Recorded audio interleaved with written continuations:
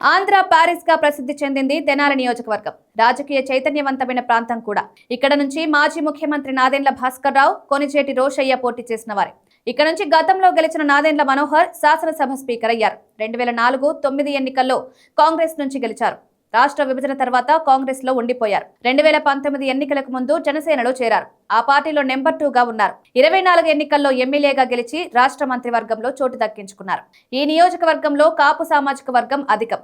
దాదాపు 23% కాపు ఓటర్లు ఉన్నారు.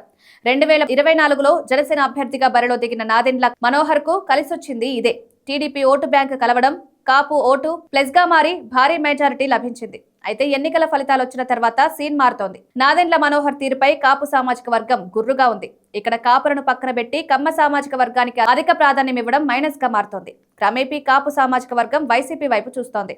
2019 ఎన్నికల్లో వైసీపీ పార్టీ ఇక్కడ గెలిచింది. ఆ పార్టీ తరపున అన్నాబత్తుని శివకుమార్ విజయం సాధించారు.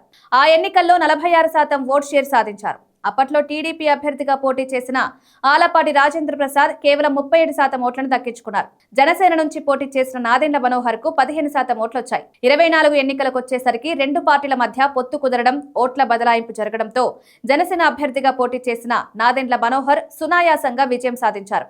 క్రమేపీ ఇప్పుడు మార్పు వస్తోంది. టీడీపీ శ్రేణుల విషయంలో నాదెండ్ల మనోహర్ నిర్లక్ష్యంగా వ్యవహరించడం, కాపు సామాజిక వర్గం దూరం కావడం వైసీపీకి ప్లస్ గా మారుతోంది.